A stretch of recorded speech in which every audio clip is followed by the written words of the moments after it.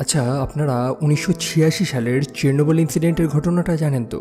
চেরনোবিলে ঘটে যাওয়া সেই বৃহৎ নিউক্লিয়ার অ্যাক্সিডেন্ট একটি মর্মান্তিক ঘটনা, যেটা নিয়ে এইচবিওতে একটা ছোট মিনি সিরিজ এসেছিল 5টা এপিসোডে। সম্পূর্ণ ঘটনাটাকে সেখানে দারুণভাবে এক্সপ্লেইন করা হয়েছে। আমি অলরেডি সেটার একটা রিভিউ বানিয়েছিলাম, তবে সম্পূর্ণ স্টোরিটাকে আমি এক্সপ্লেইন করিনি, যেটা আমি এই ভিডিওতে করব। তাই অবশ্যই এটা কোনো ফিকশনাল স্টোরি না, একই সাথে এটাকে হরর ক্যাটাগরিতে রাখা যায়, কারণ সেদিন এমন কিছু ভয়ানক ঘটেছিল যেটা এই পৃথিবীর ইতিহাসে কোনোদিন ঘটেনি। তো যাই হোক, শুরু করার আগে আজ থেকে প্রায় 3 বছর আগে আপনার ভাইয়ের বানানো একটা ছোট ভিডিওর ক্লিপ আপনাদের শুনিয়ে দিই। আপনারা তাহলে বুঝবেন যে ব্যাপারটা কতটা ভয়ানক ছিল। চেরনোবিল নর্দার্ন ইউক্রেনিয়ান বর্ডারে অবস্থিত প্রেপারেটর একটি শহর, যেটি এখন ভুতুড়ে শহর নামে পরিচিত। 1986 সালের 26শে এপ্রিল চেরনোবিলে একটি নিউক্লিয়ার প্ল্যান্ট রিঅ্যাক্টর নাম্বার 4-এ কিছু পাওয়ার ফেলিয়ারের জন্য এক্সপ্লোড করে, যে ঘটনাটি ইতিহাসে চেরনোবিল ডিজাস্টার নামে পরিচিত। ব্লাস্ট এফেক্ট এবং লিথাল রেডিয়েশনের জন্য 2 জন তৎক্ষণাৎ স্পটে মারা যান এবং 134 জন ওয়ার্কার্সকে হসপিটালাইজ করা হয়। রেডিয়েশন সিকনেসের জন্য তার মধ্যে 28 জন ফায়ারম্যান এবং এমপ্লয়ি 2 মাসের মধ্যে মারা যান। 14 জন রেডিয়েশনে ক্যান্সারে মারা যান লাস্ট 10 বছরে। প্রায় 40,000 জনের মৃত্যু হয় চেরনোবিল ইনসিডেন্টে। তার মধ্যে 2005 সালের রিপোর্ট অনুযায়ী 7,000 জন শিশু থাইরয়েড ক্যান্সারের আক্রান্ত হয়েছিল। ঘটনাটি ঘটার 36 ঘন্টা পরে এলাকার 10 কিমির মধ্যে অবস্থিত লোকদের এবং 1 সপ্তাহের মধ্যে আরও 20 কিমির মধ্যে অবস্থিত লোকদের শহর থেকে ইভ্যাকুয়েট করা হয়। তথ্য অনুযায়ী সেই বছর প্রায় 1,35,000 মানুষকে শহর থেকে ইভ্যাকুয়েট করা হয়েছিল। বর্তমানে চেরনোবিল একটি অ্যাবান্ডেন শহর, যেখানে এখনও পর্যন্ত মানুষের বসবাসের জন্য সুইটেবল নয়। রিপোর্ট অনুযায়ী লং লিভ রেডিয়েশনের কারণে প্রায় 20,000 বছর অবধিও মানুষ এখানে বসবাস করতে পারবে না। চেরনোবিল ইনসিডেন্ট হলো ইতিহাসের সবথেকে বড় একটি নিউক্লিয়ার পাওয়ার প্ল্যান্ট অ্যাক্সিডেন্ট, যেটির উপর ভিত্তি করে অনেক গল্প এবং অনেক হরর ও জম্বি গেমসও তৈরি হয়েছিল। আই হোপ এবার আপনারা ব্যাপারটা বুঝেছেন। সো হে গাইজ, আমি Arnab, welcome to my channel. আর এই ভিডিওতে আমি চেরনোবিল মিনি সিরিজটাকে সম্পূর্ণ এক্সপ্লেইন করব। সময়টা ছিল তখন 1988, 26শে এপ্রিল রাত 1টাতেই, অর্থাৎ সেই চেরনোবিলের নিউক্লিয়ার অ্যাক্সিডেন্টের ঠিক 2 বছর পর ভ্যাসাইলি লেগাসভ নামক একজন মানুষ কিছু বয়ান রেডিওতে রেকর্ড করছিল। সেই কথাগুলো শুনে আমরা স্পষ্ট বুঝতে পারি যে সে খুব ক্লান্ত চারপাশের মিথ্যেগুলো শুনতে শুনতে। সে এমনও প্রশ্ন করে ওঠে যে একটা মিথ্যের দাম কতই বা হতে পারে। সেদিন যদি মানুষ সত্যি কথাটা সবার সামনে পেশ করত, তাহলে হয়তো বর্তমানে মৃত্যুর সংখ্যাটা আরও কম হতো। ভ্যালেরি লেগাসভ বর্তমানে ক্যান্সারে আক্রান্ত। আমরা দেখেই বুঝতে পারছি যে তার মাথায় চুল পড়ে যাচ্ছে, যেটা এক ধরনের রেডিয়েশন সিকনেস, অতিরিক্ত রেডিয়েশনের কারণে হয়েছে। তারপর লেগাসভ সেই রেকর্ড করা ক্যাসেটগুলো একটি স্থানে লুকিয়ে রেখে আসে এবং আমরা দেখতে পাই যে দূর থেকে লেগাসভের উপরে কেউ একজন নজর রাখছে, যারা আর কেউ নয়, তারা হচ্ছে কেজিবি। তারপর লেগাসভ ঠান্ডা মাথায় নিজের ঘরে প্রবেশ করে এবং আত্মহত্যা করে, কারণ এরকম মিথ্যের বোঝা নিয়ে সে আর বাঁচতে পারছে না। সো আমাদের জানতে হবে যে আজ থেকে 2 বছর আগে অ্যাকচুয়ালি কী ঘটেছিল। দিনটা ছিল 26শে এপ্রিল 1986। একটি মেয়েকে দেখতে পাই যার সদ্য বিয়ে হয়েছে। মেয়েটির নাম হচ্ছে লুডমিলা এবং সে ডিসকভার করেছে যে সে মা হতে চলেছে, সে প্রেগনেন্ট। সেই মুহূর্তে চেরনোবিল পাওয়ার প্ল্যান্টে একটা আলোর স্পার্ক হয়ে ওঠে এবং চারপাশটা কেঁপে ওঠে।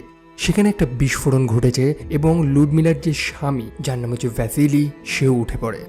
সেই পাওয়ার প্ল্যান্টের ডেপুটি চিফ ইঞ্জিনিয়ার অর্থাৎ ডিয়াটলভ, সে কনফিউজ যে অ্যাকচুয়ালি কী ঘটেছে এখানে। তারা সেখানে একটা সেফটি টেস্ট করছিল, তবে বিস্ফোরণ সেটা কি করে হলো? সেখানে 2 জন কর্মী, আকিমোভ এবং লিওনিড, তারা কনফিউজ যে তারা তো ঠিকঠাকই কাজ করেছে যেভাবে তাদের নির্দেশ দেওয়া হয়েছিল, তাহলে ভুলটা হলো কোথায়? তাদের একজন কর্মী এসে জানায় যে রিঅ্যাক্টর কোর সম্পূর্ণভাবে এক্সপ্লোড করেছে, ব্লাস্ট হয়েছে। তবে যুক্তি অনুযায়ী এটা সম্ভব না। ডিয়াটলভ জানায় যে আরবিএমকে রিঅ্যাক্টর কখনোই ব্লাস্ট করতে পারে না। তবে সেই কমরেড জানায় যে হ্যাঁ, এটাই হয়েছে। তবে তার কথা কেউ বিশ্বাস করছে না। ডিয়াটলভ তার লোকদের অর্ডার দেয় যে যেভাবেই হোক তার কোরে পাম্পিং করতে, মানে জল দিয়ে সেটাকে পাম্প করতে হবে, কারণ সেটাকে তো ঠান্ডা রাখতে হবে। এবং সেখানে যে আগুন লেগেছে তার জন্য এখন ফায়ার ব্রিগেডকে ডাকা হবে। তবে ডিয়াটলভ সম্ভবত কিছু একটা জানে, তা সত্ত্বেও সে চুপ করে রয়েছে। আমরা সেখানে গ্রাউন্ডে কিছু ডেব্রিজ দেখতে পাই, মেটালের টুকরো, যেগুলো হচ্ছে গ্রাফাইট, যেটা সেখানে থাকা উচিত নয়। কেন, সেটার ব্যাপারে একটু বাদেই এক্সপ্লেন করব। ফায়ার ব্রিগেডকে ডাকা হয়েছে এখন, এবং একজন দমকল কর্মী, অর্থাৎ সেই ছেলেটি যার সদ্য বিয়ে হয়েছে, যার নাম হচ্ছে ভ্যাসেলি, সেও যাচ্ছে তার কাজে। তার স্ত্রী লুডমিলা তাকে যেতে বারণ করছে। তবে ভ্যাসেলি জানায় যে এটা বড়সড় কোনো ব্যাপার না, সে এর থেকেও বড় দুর্ঘটনায় দেখেছে, তাই এগুলো ছোটখাটো ব্যাপার, সে তার কাজ মিটিয়ে তাড়াতাড়ি ঘরে ফিরে আসবে। অন্যদিকে সেই নিউক্লিয়ার প্ল্যান্টের সব কর্মীরা, তারা ভেবেছে হয়তো সেখানে কেউ বোম মেরেছে। যদি সেই সময় একটা কোল্ড ওয়ার চলছিল, ভেবেছে আমেরিকানসরা হয়তো সেখানে বোমাবাজি করেছে, যেটা একেবারেই না। চারিদিকে রেডিয়েশন ছড়িয়ে পড়েছে, যেটা হচ্ছে 3.6 রোয়েনগেন, যেটা খুব একটা বেশি না, তবে খুব একটা কমও না। সেখানে আরেকজন কর্মী, যাকে আমি জন বলে ডাকছি, সে তার সঙ্গীদের খুঁজছে, যারা এক একটা স্থানে ভয়ানকভাবে আহত হয়ে পড়ে রয়েছে। এবং সে যখন রিঅ্যাক্টর কোরের সামনে গিয়ে উপস্থিত হয়, সে দেখে যে সেখানে কোরের কোনো অস্তিত্বই নেই। সম্পূর্ণ স্থানটা ব্লাস্ট হয়ে গেছে, পুরো খোলা, রেডিয়েশন চারিদিকে ছড়াচ্ছে। অন্যদিকে ডিয়াটলভ তার লোকেদের এখনো অর্ডার করে যাচ্ছে যে তার রিঅ্যাক্টর করে যাতে জল দিয়ে পাম্প করা হয় সেটাকে ঠান্ডা করার জন্য।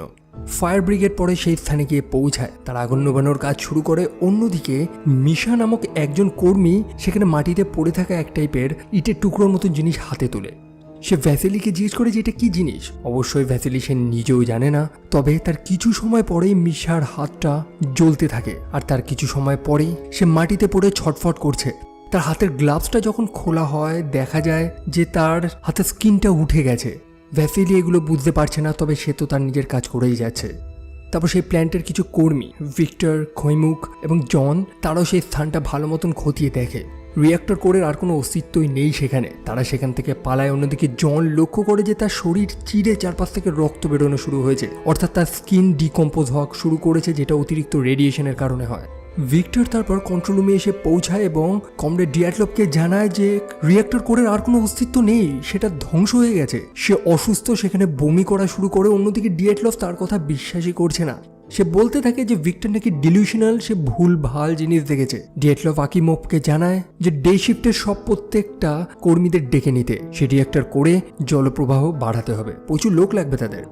আকিমোভ খুবই কনফিউজ যে তার কি করা উচিত, তবে ডিয়াটলভ যেহেতু তাদের বস, তাকে তো শুনতেই হবে। তারপর সেদিন রাতে প্রিপেয়ার্ড এক্সিকিউটিভ কমিটির দুজন সদস্য, ব্রিখানভ এবং ফোমিন, তারা রাতের বেলা মিট করে। আসলে তারাই সেই পাওয়ার প্ল্যান্টটাকে ওন করে, তাই সেখানে হওয়া কোনো দুর্ঘটনার জন্য কিন্তু তারাও দায়ী। তারা ডিয়াটলভকে জিজ্ঞেস করে যে অ্যাকচুয়ালি কি ঘটেছিল। ডিয়াটলভ জানায় যে তারা একটা টেস্ট, মানে সেফটি টেস্ট চালাচ্ছিল সেখানে একটা দুর্ঘটনা ঘটে এবং তাদের কন্ট্রোল ট্যাঙ্ক বাস্ট করে। রিঅ্যাক্টর করে একেবারে ঠিক আছে এবং রেডিয়েশনের মাত্রা বাইরে তেমন কিছু নেই, তবে ভেতরে মাত্র 3.6 রোয়েনগেন, যেটা খুব একটা বেশি না। তবে সত্যি কি তাই? প্রিপিয়াটের মানুষেরা বাইরে বেরিয়ে এসেছে, সেই প্রবল এক্সপ্লোশন, চারপাশটা কেঁপে উঠেছে। একই সাথে সেই চেরনোবিল পাওয়ার প্ল্যান্ট থেকে এক টাইপের উজ্জ্বল আলো আকাশে উড়ে গেছে, যেটাকে বলা হয় আয়োনাইজড এয়ার গ্লো, যেটাকে এক টাইপের ফ্লোরোসেন্ট বলা হয়, যেটা ইলেকট্রোম্যাগনেটিক রেডিয়েশনের কারণে হয়। অতিরিক্ত রেডিয়েশন সেই স্থানের বাতাসটাকে একেবারে গ্লো করিয়ে দেয়। বেশ মজার লাগছে দেখতে। প্রত্যেকটা মানুষ সেখানে সেই জিনিস দেখছে, তবে তাদের ধারণায় নেই যে সেই রেডিয়েশন পার্টিকেলসগুলো বাতাসের সাথে মিশে মিশে তাদের প্রত্যেকের শরীরে ঢুকছে। দমকলের লোকেরা বড় সাহসের সাথে সেই কোরের দিকে এগিয়ে যাচ্ছে সেখানে আগুনটাকে নেভানোর জন্য। ভ্যাসেলি সেখানে নিজের ডিউটি করছে, অন্যদিকে তার স্ত্রী এখনও চিন্তা করছে। আসলে তারা জানেই না যে কোন বিপদটা তাদের দিকে আসতে চলেছে। তারপরে সম্পূর্ণ সেন্ট্রাল কমিটিকে ডাকা হয়, তারা বসে মিটিং করছে যে এই ব্যাপারটাকে কিভাবে চেপে রাখা যায়, খবর যাতে বাইরে না ছড়িয়ে পড়ে। বেশ কয়েকজন সদস্য সেখানে অনুমানও করে যে বিপদ একটা বড় আসতে চলেছে, তবে তারা সেটার থেকেও রাজনীতি করা শুরু করে, অর্থাৎ সমস্যা তারাই তৈরি করেছে এবং সুরাহা তারাই দেবে। সম্পূর্ণ এলাকাটাকে তারা লকডাউন করে দেয়, কমিউনিকেশন বন্ধ করে দেয়, যাতে কেউ শহর থেকে না বেরোতে পারে এবং খবর যাতে বাইরে না ছড়িয়ে পড়ে। তারপর তারা, অর্থাৎ ব্রিখানভ এবং ফোমিন, আরেকজন কর্মীকে, যার নাম সম্ভবত ভিক্টর বা যাই হোক, তাকে জিজ্ঞাসাবাদ করে যে অ্যাকচুয়ালি কি ঘটেছে। সে জানায় যে তার কাছে খবর আছে যে রিঅ্যাক্টর কোর সম্পূর্ণভাবে ধ্বংস হয়ে গেছে, রেডিয়েশন চারিদিকে ছড়িয়ে পড়েছে, তবে এটা তো সম্ভব না। সে জানায় এটাই হয়েছে, বাইরে গ্রাফাইট ছড়িয়ে রয়েছে, মানে রিঅ্যাক্টর কোর ব্লাস্ট করেছে। তবে তাকে পাল্টা প্রশ্ন করা হয় যে একটা আরবিএম কে রিঅ্যাক্টর কিভাবে ব্লাস্ট করে, মানে যুক্তিগতভাবে এটা কখনো ব্লাস্ট হয় না, তবে সেটা কিভাবে হলো, যার উত্তর তার কাছে নেই।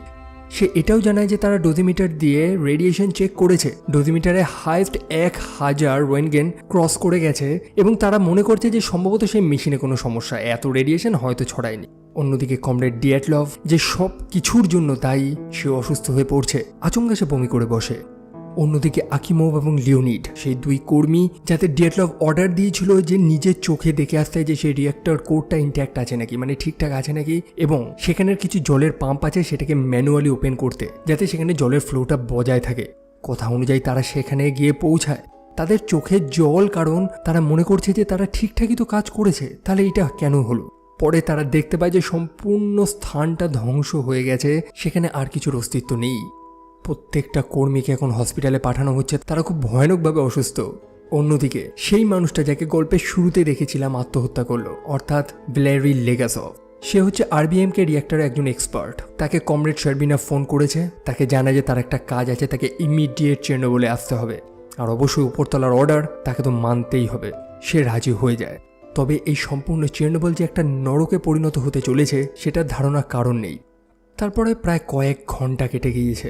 বেলারুস ইনস্টিটিউট অফ নিউক্লিয়ার এনার্জির একজন নিউক্লিয়ার ফিজিসিস্ট উলুনা খমিউককে দেখতে পায়। সেদিন ছিল স্যাটারডে, কেউ কাজে আসেনি। তার একজন কলিগ জানলা খোলাতে সারা ঘরে অ্যালার্ম বেজে উঠেছে। তার মনে সন্দেহ হয় এবং সে জানলার কাঁচে লেগে থাকা পার্টিকেলসগুলোকে ভালো মতন মুছে সেটাকে টেস্ট করে এবং তার মধ্যে ইউরেনিয়াম খুঁজে পায়, অর্থাৎ U-235, যেটা রিঅ্যাক্টর ফিউল হিসেবে ব্যবহার হয়, অর্থাৎ এক টাইপের জ্বালানি। তারা বুঝতে পারে যে বাতাসের রেডিয়েশন ছড়িয়ে গেছে, তবে তারা সন্দেহ করছে যে ছড়ালো কোথার থেকে। এটা কি আমেরিকানসরা করেছে? তারা কিছু আয়োডিন ট্যাবলেটস খাওয়া শুরু করে, যেটা শরীরকে সাময়িক এই রেডিয়েশন থেকে ঠিক রাখবে। অন্যদিকে হসপিটালে পেশেন্টদের সংখ্যা বেড়েই চলেছে। কেউ কেউ রয়েছে সেই নিউক্লিয়ার পাওয়ার প্ল্যান্টের কর্মী এবং বাকিরা রয়েছে সেই ফায়ার ফাইটার যারা সেখানে আগুন নেভাতে গেছিল। ভ্যাসেলি সেখানে উপস্থিত ছিল। তাদের ইউনিফর্মগুলো এতটাই কন্টামিনেটেড হয়ে গেছে যে সেগুলোকে আর রাখা যায় না, সেটাকে একটা ঘরের মধ্যে বন্ধ করে দেওয়া হয়। এবং সত্যি কথা হলো, আজও এই ইউনিফর্মগুলোকে যে ঘরে রাখা হয়েছিল সেই ঘরের রেডিয়েশন মাত্রা চরম। আপনি ইউটিউব খুলে এরকম অনেক ডকুমেন্টারি দেখতে পারবেন চেরনোবলের সেই রুম যেখানে সব ইউনিফর্মগুলোকে রাখা হয়েছিল। অন্যদিকে আমাদের গল্পের মেইন ক্যারেক্টার অর্থাৎ ভ্যালেরি লেগাসভ, তাকে ডাকা হয়েছিল এই ব্যাপারে রিসার্চ করার জন্য। তবে তার হাতে একটা কাগজ ধরিয়ে দেওয়া হয় যেখানে কিছু ব্রিফ লেখা রয়েছে, অর্থাৎ কি কি হয়েছে, সেখানে কি কি দেখা গেছে সেটাগুলো সংক্ষেপে লেখা রয়েছে। এবং সেখানে কিছু লেখা দেখে সে চমকে ওঠে। সেখানে একটা কমিটি বসেছে। কমরেড শারবিনা সেখানে জানায় যে ব্যাপারটা তেমন একটা ভয়ানক না, সবকিছু এখন কর্মীদের নাগালেই চলে এসেছে। তবে লিগাসভ তাদের থামিয়ে দেয়, আসলে ব্যাপারটা সবার নাগালের বাইরে চলে গেছে।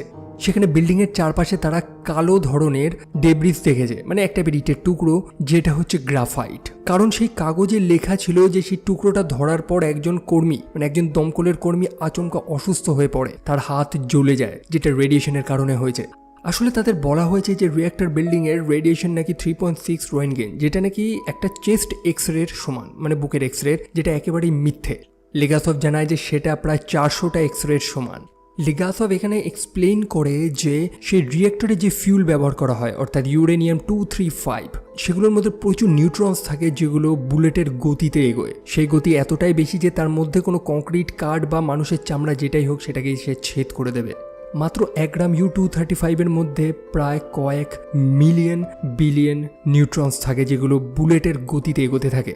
অন্যদিকে চেরনোবলে প্রায় 3 মিলিয়ন গ্রাম U-235 ইউজ করা হয়, অর্থাৎ তার মধ্যে কত বিলিয়ন নিউট্রনস রয়েছে যেগুলো বুলেটের আকারে এদিক ওদিক যাচ্ছে এবং সেগুলোকে থামানো প্রায় 100 বছরেও সম্ভব না। আর অবশ্যই সেই দমকল বাহিনীর যে ছেলেটি যে টুকরোটি ধরেছিল গ্রাফাইটের, তার হাতে প্রায় 4 মিলিয়ন নিউট্রনস আঘাত করেছে, যার ফলে তার স্কিন একেবারে ডিকম্পোজ হওয়া শুরু করেছে।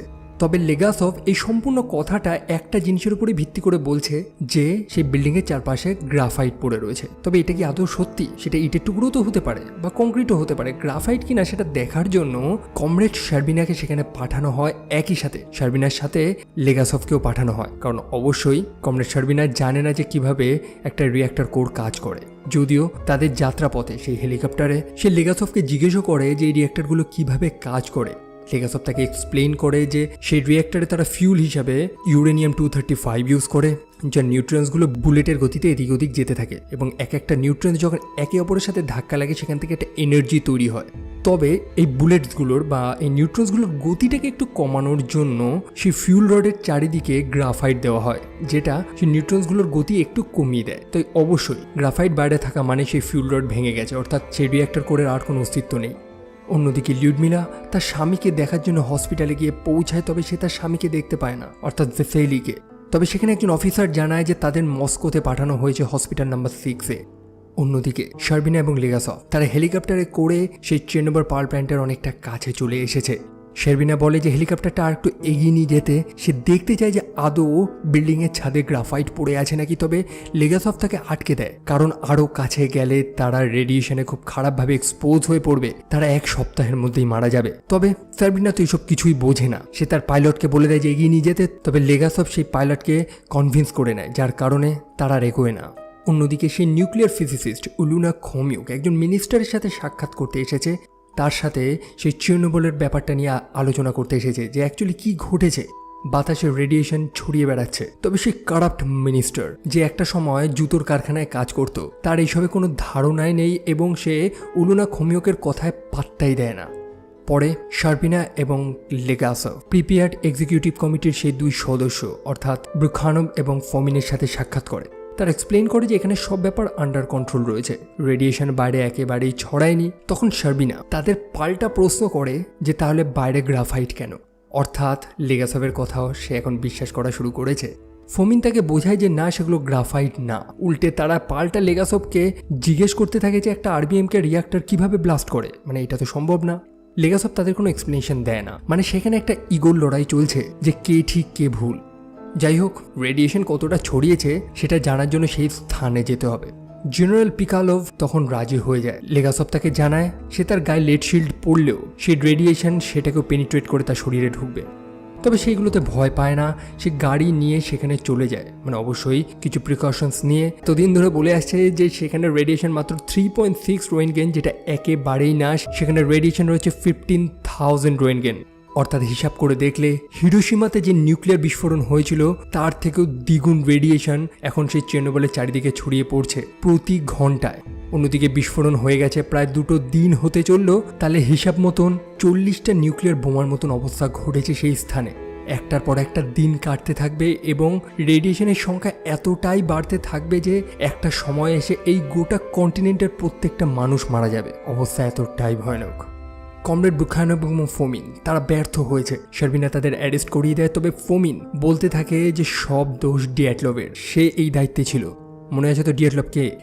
এবার ব্যাপার হচ্ছে যে এই সমস্যাটাকে কিভাবে ঠিক করা যায়। সেখানে আগুন জ্বলছে, সেই আগুনকে কিভাবে নেভাতে হবে। লেগাসভ জানায় যে এটা যেমন তেমন কোনো সমস্যা নয়, আসলে এটা এমন একটা ঘটনা যেটা গোটা পৃথিবীতে কোনো দিন ঘটেনি এর আগে। লেগাসভের কাছে একটা টেম্পোরারি সলিউশন রয়েছে, সেটা হচ্ছে বোরন এবং বালি। সেইগুলো যদি সেই আগুনের উপরে চাপা দেওয়া হয় তাহলে সম্ভবত সেই আগুনটা নিভে যাবে। তাদের প্রায় 5,000 টন বোরন এবং বালির প্রয়োজন।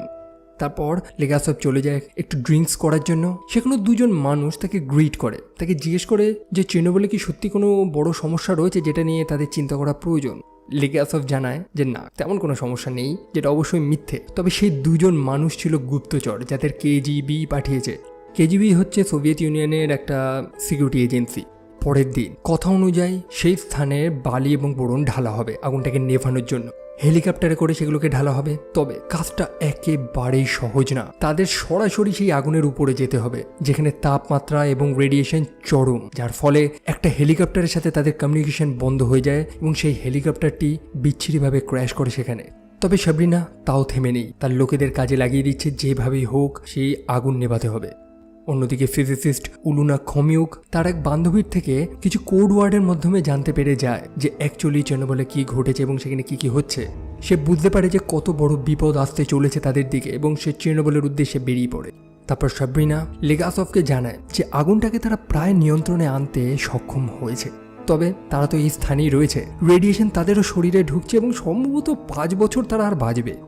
অন্যদিকে এই দুঃসংবাদ চারিদিকে ছড়িয়ে পড়েছে। আমেরিকানসরা স্যাটেলাইটের মাধ্যমে ছবি তুলে নিয়েছে, সুইডেনে নিষেধাজ্ঞা জারি করেছে, জার্মানিতেও সেই খবর ছড়িয়ে গেছে এবং তারা তাদের ছেলে মেয়েদের বাইরে খেলতে যেতে বারণ করেছে, কারণ রেডিয়েশন হাওয়ার মাধ্যমে ছড়াচ্ছে। তবে সেই স্থানে যেখানে মানুষদের ইভ্যাকুয়েট করা উচিত সেটা কিছুই করা হয়নি। সাধারণ মানুষেরা নির্দ্বিধায় বাইরে ঘুরে বেড়াচ্ছে এবং তারা জানেও না যে তাদের কত ভয়ানক মৃত্যু হবে। আসল কথা হচ্ছে তাদের সত্যটা বলাই তো হয়নি। তো যাই হোক, তারপরে একটার পর একটা বাস আসতে থাকে। সম্পূর্ণ প্রিপেয়ার শহরটাকে এখন ইভ্যাকুয়েট করা হবে, প্রত্যেকটা মানুষকে শহর থেকে এখন বেরোতে হবে। মানে সেই সিচুয়েশনটা যদি আপনি ইম্যাজিন করেন যে আপনি ঘরে বসে আছেন এবং সৈন্যরা এসে বলছে যে এখন আপনাকে এই স্থান ছেড়ে চলে যেতে হবে, যার কারণটা আপনি নিজেও বুঝতে পারছেন না। বিপদটা এমন যেটা সম্পর্কে এই পৃথিবীর কোনো মানুষই অবগত নয়। তারপরে ফিজিসিস্ট উলুনা খমিউক লেগাসভের সাথে এসে সাক্ষাৎ করে। খমিউক তো সবকিছুই জানে যে অ্যাকচুয়ালি চেরনোবিলে কি ঘটছে, তবে সে এটা ডিসকাশন করার জন্য আসেনি। সে জানে যে আগুনটা নেভানোর জন্য তারা বোরন এবং বালি ব্যবহার করেছে। তবে সমস্যা হলো সে আগুনের মধ্যে যখন বোরন এবং বালি ঢালা হবে সে আগুন তো নিভে যাবে, তবে সেগুলো গলে গিয়ে একটা লাভার আকার নেবে, যেটা গলতে গলতে মাটির নিচে চলে যাবে। পরের দিন সম্পূর্ণ ব্যাপারটা উলুনা খমিউক কমিটির সামনে এক্সপ্লেইন করে। সে গলন্ত লাভা ধীরে ধীরে মাটির নিচে থাকা কংক্রিট প্যাডটাকে গলিয়ে দেবে, মাটির নিচে থাকা জলটাকেও সেটা বিষাক্ত করে নেবে, যে জলটা আশেপাশের প্রত্যেকটা রিজনের মানুষেরা পান করে। তবে আর একটা বড় সমস্যা হচ্ছে সেই রিঅ্যাক্টরটি যেটা ব্লাস্ট করে গেছে তার নিচে কিছু ওয়াটার ট্যাঙ্কস ছিল, যেটা বর্তমানে ফুল রয়েছে, মানে তার মধ্যে জল রয়েছে। সেই লাভা যদি সেই ট্যাঙ্কে সেই চেরনোবিলে যে অন্যান্য রিঅ্যাক্টরগুলো রয়েছে সেগুলো ব্লাস্ট হবে। তবে এইটাকে থামানোর একটা উপায় রয়েছে, সেখানে একটা প্যাসেজ রয়েছে যেখান থেকে গিয়ে সেই ট্যাঙ্কগুলোকে পাম্প আউট করা যাবে, মানে সেটাকে খালি করা যাবে। তাতে প্রয়োজন মাত্র 3টে মানুষ, তবে অবশ্যই সেই 3টে মানুষ মারা যাবে। সেখানে যে পরিমাণে রেডিয়েশন তারা বাঁচবে না। সেই কমিটি হেড জানায় যে এটা একটা যুদ্ধ এবং অবশ্যই যুদ্ধে জিততে গেলে একটা দাম তো চোকাতেই হয়। লেগাসভ এবং সাবরিনা তারা কিছু প্লাম্বারদের সাথে সাক্ষাৎ করে, তাদের ব্রিফটা দিয়ে দেয় যে অ্যাকচুয়ালি তাদের কি কাজ করতে হবে। অবশ্যই তারা মরবে, বহু মানুষ ভয়তে তো রাজি হচ্ছে না, তবে দেশভক্তি যেটা বহু মানুষের মধ্যে রয়েছে তাদের বোঝানো হয় যে তারা যদি এই কাজটা না করে তাহলে আর কেউ পারবে না, অন্তত লক্ষ কোটি মানুষদের বাঁচানোর জন্য তাদের এই কাজটা করতে হবে। আর তখন 3জন মানুষ রাজি হয়ে যায় যারা এই কাজটা করবে। পরের দিন তাদের পাঠানো হচ্ছে নানান ধরনের প্রোটেকশন দিয়ে, যদিও তারা সম্ভবত কয়েক সপ্তাহের মধ্যেই মারা যাবে।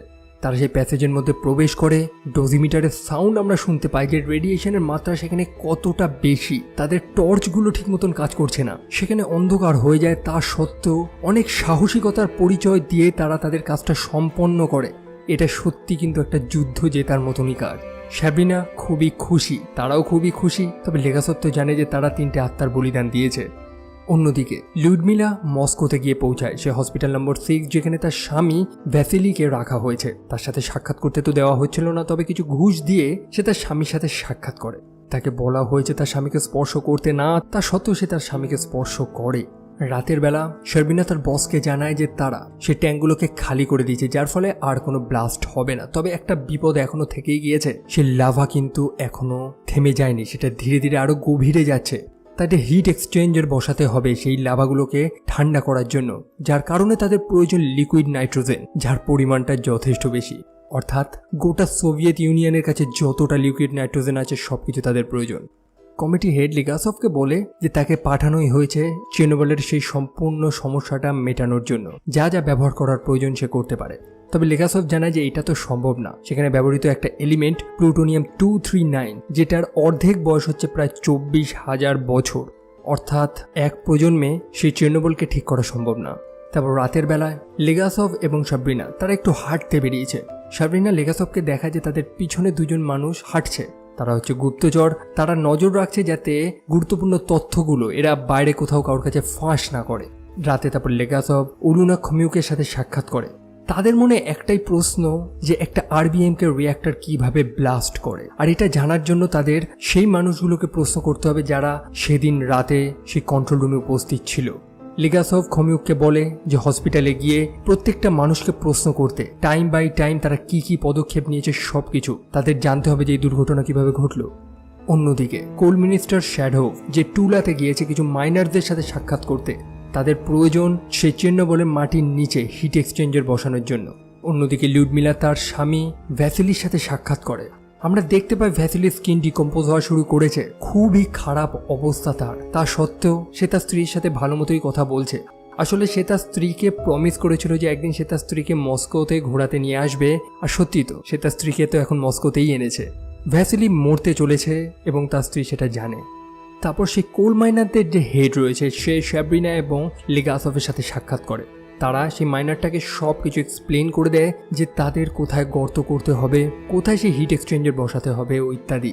সেই কোল মাইনার সে কিন্তু বুঝতে পেরেছে যে এখানে একটা ঝোলঝাল কিছু আছে, তারা কিছু একটা গোপন করছে। তা সত্ত্বেও সে কাজে রাজি হয়ে যায়। তারা সেই দিনই কাজ করা শুরু করেছে। তবে সেখানে তাপমাত্রা অর্থাৎ মাটি থেকে প্রায় 12 মিটার নিচের তাপমাত্রা প্রায় 50 ডিগ্রি ছাড়িয়ে গেছে। তাদের প্রয়োজন একটা ফ্যান। তবে জেনারেল পিকালভ জানায় যে ফ্যান তো তাদের দেওয়া যাবে না, কারণ সেই ফ্যানের কারণে বাতাসে মিশে থাকা রেডিয়েশনগুলো তাদের লাংসের মধ্যে প্রবেশ করবে। অন্যদিকে ওলুনা খমিউক সেই হসপিটালে আকিমোভ এবং লিওনিড তাদের 2জনের সাথেই সাক্ষাৎ করে এবং তাদের প্রশ্ন করে। আসলে তাদের 2জনের অবস্থায় খুবই খারাপ। তবে সেই 2জনের থেকেই সে একটাই জিনিস জানতে পেরেছে সেদিন রাতের বেলা তারা একটা সেফটি টেস্ট করছিল যখন সেখানে পাওয়ার 200 থেকে 400 মেগাওয়াটে পৌঁছে যায়। তারা সেটাকে ইমার্জেন্সি শাটডাউন করার চেষ্টা করে, মানে তৎক্ষণাৎ বন্ধ করার চেষ্টা করে, যার কারণে তারা AZ5 বাটনটা টেপে আর তারপরেই সেটা ব্লাস্ট করে।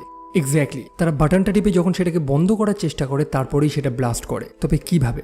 তবে অন্যদিকে উলুনা লক্ষ্য করে যে লুডমিলা তার স্বামীকে স্পর্শ করছে। লুডমিলা কিন্তু প্রেগনেন্ট। এটা নিয়ে সে চেঁচামেচি করতে থাকে, হসপিটাল অথরিটিকে জানায় যে এখন এই ব্যাপারে সবাই জেনে যাবে, হ্যান ত্যান। আর তখনই দুজন গুপ্তচর সেখানে চলে আসে যারা উলুনা খমিয়কের উপরে নজর রাখছিল। তারা জিজ্ঞেস করে যে লোকে কি জানতে পারবে। তারা তৎক্ষণাৎ উলুনা খমিয়ককে অ্যারেস্ট করে নিয়ে চলে যায়। অন্যদিকে সেদিন রাতের বেলা স্যাব্রিনা এবং লেগাসভ লক্ষ্য করে যে মাইনার্সরা সম্পূর্ণ উলঙ্গ হয়ে কাজ করছে, কারণ তাদের কাছে তো আর কোনো উপায় নেই। মাটির নিচে টেম্পারেচার 50 ডিগ্রি ছাড়িয়ে গেছে, তাদের ফ্যানেরও ব্যবস্থা করা হয়নি, তাহলে তারা কিভাবে কাজ করবে সেখানে? সেই মাইনারদের হেড বলে যে কাজ কমপ্লিট হয়ে গেলে তার লোকেদের কি দেখাশোনা করা হবে? স্যাব্রিনা জানায় যে সে জানে না, অর্থাৎ এই লোকগুলো মরবে কি বাঁচবে তাদের কোনো দায়িত্ব নেওয়া হবে না। পরের দিন আবার সেই কমিটি বসে। কমরেড স্যাব্রিনা সেই সুসংবাদটা জানায় যে মাটির নিচে হিট এক্সচেঞ্জার বসিয়ে দেওয়া হয়েছে, যার ফলে সেই লাভা আর গ্রাউন্ড ওয়াটারে গিয়ে পৌঁছাবে না। তবে যে মিস্টেক্সটা আগে হয়ে গেছে সেটাকে তো ঠিক করতে হবে। বেশ কিছু রেডিয়েশন অলরেডি ছড়িয়ে পড়েছে, বৃষ্টির মাধ্যমে সেগুলো মাটির উপরে থাকা প্রত্যেকটা অবজেক্টের সাথে লেগে রয়েছে। তাদের প্রয়োজন সম্পূর্ণ রিজিনটাকে ফাঁকা করতে, আর যার কারণে প্রায় 10,000 লোক প্রয়োজন। ডাক্তার, সৈন্য, যারা প্রত্যেকটা ঘরে ঢুকে ঢুকে মানুষদের ফাঁকা করবে। একই সাথে প্রত্যেকের বাড়িতে যেসব গৃহপালিত পশু রয়েছে তাদেরকেও হত্যা করতে হবে, কারণ তারাও এই রোগগুলোকে চারিদিকে ছড়াতে পারে। তারপর লেগাসভ সেখানে উপস্থিত একজন কেজিবি হেড চার্কভের সাথে সাক্ষাৎ করে। লেগাসভ তাকে জানায় যে তার একজন সহকর্মী অর্থাৎ উলুনা খমিয়ক তাকে অ্যারেস্ট করা হয়েছে, তাকে যাতে ছেড়ে দেওয়া হয়। অনেকে রিকোয়েস্ট করার পর চার্কভ রাজি হয়ে যায়, তাই অবশেষে উলুনা খমিয়ককে ছেড়ে দেওয়া হয়। সে লেগাসভকে জানায় যে আকিমভ এবং লিওনিড তারা দুজনেই একই কথা বলেছে যে তারা এমার্জেন্সি শাটডাউন করেছিল। তারা যখন AZ5 বাটনটা টিপেছে তারপরেই ব্লাস্ট হয়েছে, আগে নয়। তবে এটা কিভাবে হয়েছে এটাই তাদের জানতে হবে। এখন গোটা রিজনটা এভ্যাকুয়েট করা হবে, মানুষদের ফাঁকা করা হবে, প্রচুর লোক নিয়োগ হচ্ছে এখন। অন্যদিকে সেই হসপিটালের প্রত্যেকটা পেশেন্ট মারা যায়। লুডমিলা দেখতে পায় যে তার স্বামীকে কফিনে বন্ধ করে সেটাকে সিঙ্ক ক্যাসকেটে আটকে রেখে সেটাকে সিল করে দেওয়া হয়। তাদের মাটিতে কবর দিয়ে তার উপরে একটা কংক্রিটের লেয়ার তৈরি করে দেওয়া হয় যাতে এই কন্টামিনেশন বাইরে না ছড়ায়। মানে আপনি ইম্যাজিন করতে পারছেন যে এর থেকে ভয়ানক মৃত্যু আর কি হতে পারে। আর এইভাবেই সেই সাহসী ফায়ারম্যান ভ্যাসেলির গল্প শেষ হয়। সো ভিডিওটা যেহেতু অনেক বড় হয়ে যাবে সেই কারণে আমি ডিসাইড করেছি যে এটাকে দুটো পার্টে বানাবো অবশ্যই, এবং এর পরবর্তী পর্বেই আমরা জানতে পারবো সেই অজানা সত্যগুলো। সো আসল গল্প এখনও বাকি রয়েছে। সো আই হোপ আপনাদের ভিডিওটা ভালো লেগেছে, আর যদি ভালো লেগে থাকে তো কাইন্ডলি আমার চ্যানেলটি সাবস্ক্রাইব করতে পারেন, একটা লাইক অবশ্যই দেবেন, এবং আপনি আমাকে ইনস্টাগ্রামে ফলো করতে পারেন বা আমার গেমিং চ্যানেলটাও, যেগুলো লিঙ্ক ডেসক্রিপশনে রয়েছে। আর এই ভিডিও আপাতত এইটুকুই, আবার দেখা হবে পরের ভিডিওতে। Bye bye.